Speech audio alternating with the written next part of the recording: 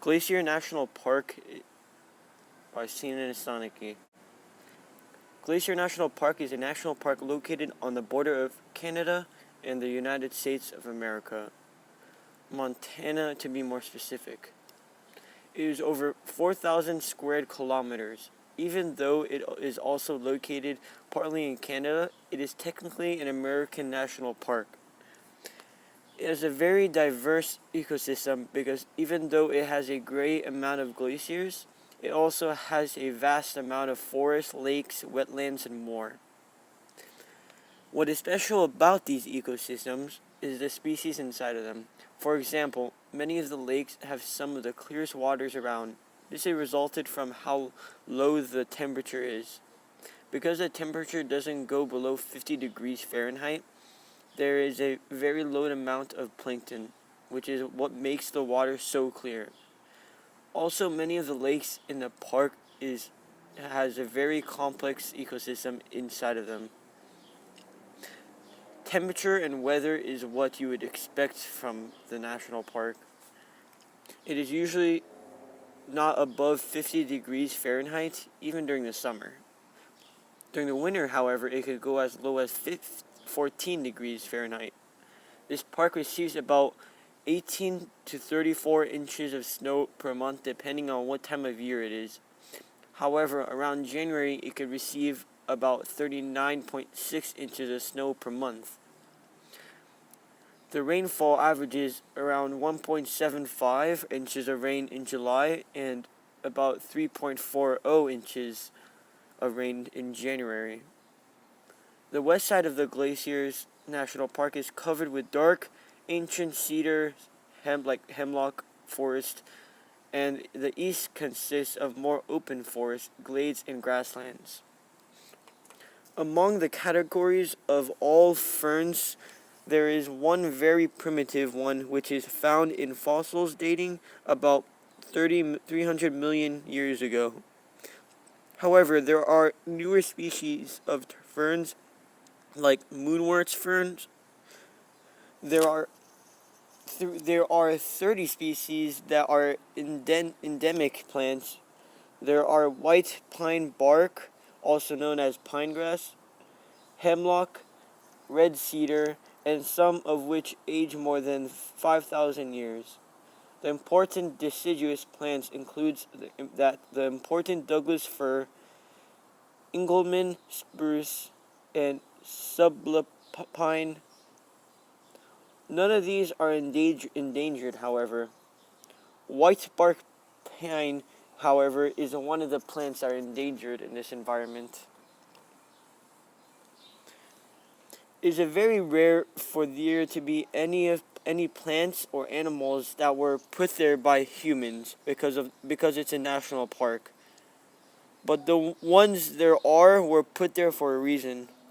For example, Phleum pratense, commonly known as common Timothy grass, is a plant that was introduced to the Glacier National Park by humans for the purpose of horse grazing and unauthorized grazing of other stocks within the park, which later also caused the spread of non-native seeds in the park. Glacier National Park has a sufficient water supply because of the amount of snow it gets yearly, and the many lakes, rivers, and streams, wetlands, and more. Most of the water starts out by coming down by usually snow or sometimes rain. Most of the time it's snow though. Then, because the glaciers are known to melt and freeze, when they do melt, some of the water forms small lakes or streams that provide fresh water to the ecosystems of the park. Then when the winter comes by again, it freezes into glaciers again, and they melt, starting the process over again. All of the cities near the Glacier National Park are there for visitors and tourists, mostly. These cities are all surrounded by nature, even though it does affect the environment, but they still it still has a small effect on the environment. Glacier National Park is the center of one of the largest and most intact ecosystem in North America,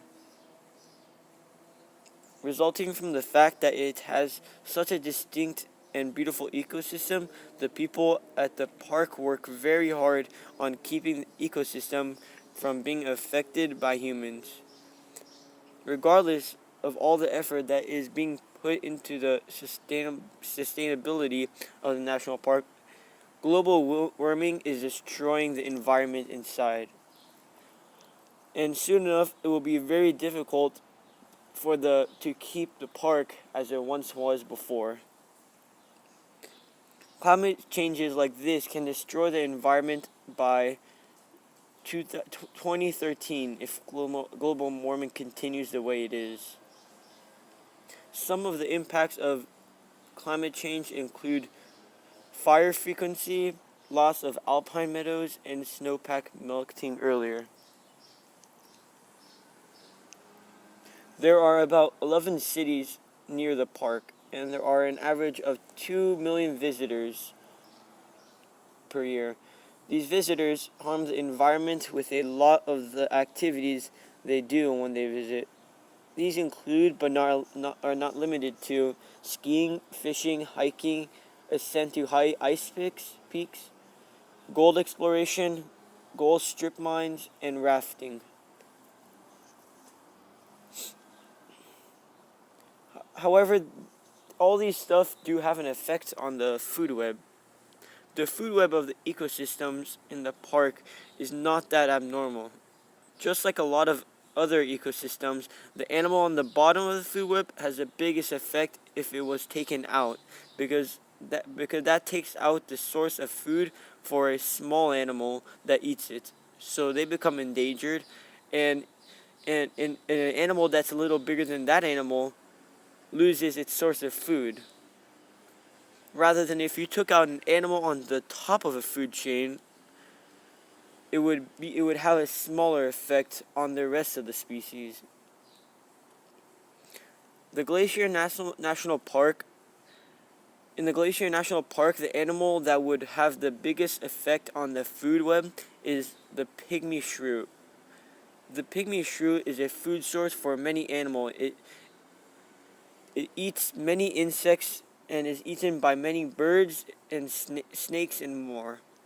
On the food web, it shows that it is eaten by the western meadowlark bird, the great egret, rubber bow, western garter snake, and possibly white-nosed bats and gray wolves.